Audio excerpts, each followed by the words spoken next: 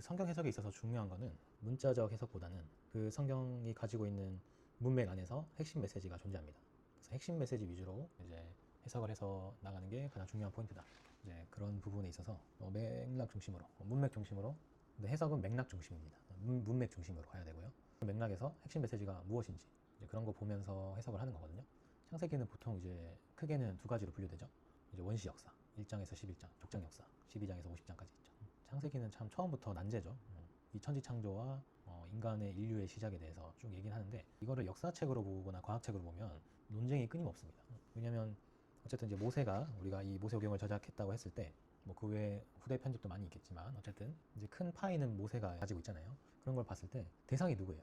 대상이 이제 이스라엘 백성인데 언제 있었던 이스라엘 백성이냐가 중요하겠죠. 그래서 약간 보수적 관점에서는 뭐 출애굽 당시에 이스라엘 백성을 전제로 썼다.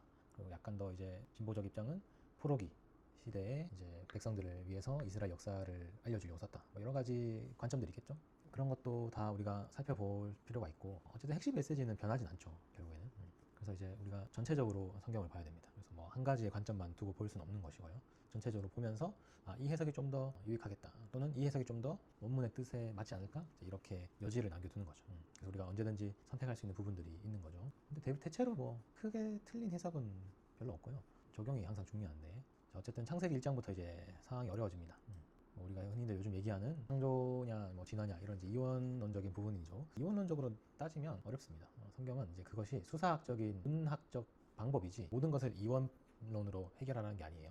빛과 어둠, 선과 악이라는 그런 주제를 가지고 설명하기 쉽게끔 문학적 장치로 이제 들어가는 거죠. 모든 해석을 다 이원론적으로 해석할 필요는 없는 거죠. 진화냐 뭐 창조냐 이런 것도 사실은 그 편의상 과학적으로 받아들일 수 있는 부분들은 과학적으로 받아들이시고, 성경적으로 받아들일 부분은 성경적으로 받아들이시면 됩니다. 그래서 이걸 성경적으로 받아들였는데 과학적으로 대입하려 하거나, 과학적으로 받아들였는데 성경적으로 대입하려 하거나, 이렇기 때문에 오류가 생겨나는 거죠. 그래서 성경 해석은 항상 이 장르를 가장 중요시하는데, 장르, 소위 말해서 이제 창세기는 내러티브, 이야기라는 장르예요. 이야기라는 장르에서는 역사도 쓸 수 있고, 뭔가 상징도 쓸 수 있고, 뭐 과학적인 부분도 조금 쓸 수 있겠죠. 그런 여러 가지 쓸 수 있는데, 대주제는 이야기라는 흐름을 가지고 간다는 거예요. 그리고 그 이야기는 결국 뭐예요? 들려주는 메시지가 있다는 거예요. 그거를 중점적으로 가지고 해석을 끌고 갈 수 있는 거죠.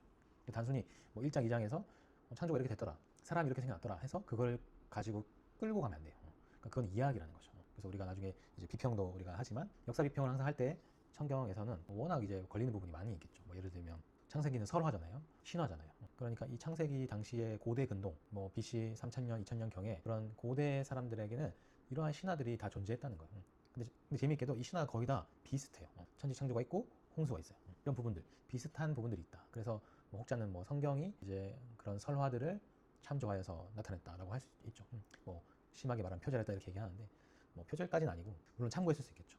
그래서 뭔가 성경이 진리인 건 맞지만 역사 비평적으로 이것이 역사 비평적 진리예요라고 얘기하고 싶진 않죠. 성경이 말하는 건 그게 아니고 그냥 진리로서의 부분은 가지고 있다. 그러나 뭔가 학문적인 진리를 얘기하는 건 아니죠. 그냥 통틀어 진리라는 것을 얘기하는 거지, 뭐 역사적으로 과학적으로 이것 진리라고 하고 얘기하는 게 아니죠. 이러한 오해들을 좀 불식시키는 필요가 있습니다. 그래서 항상 성경 읽을 때 뭔가 대입하려고 하는 부분이 있어요. 역사에 대입하려고, 사회에 대입하려고, 정치에 대입하려고. 물론 그런 시도는 마땅히 필요합니다. 우리가 적용하려면 마땅히 그렇게 해야 되죠.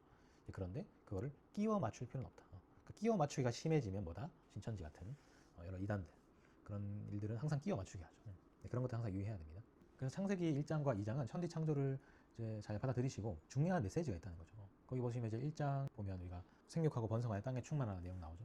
정말 중요한 내용이에요. 이 부분을 가지고 쭉 이끌어 나가야 된다.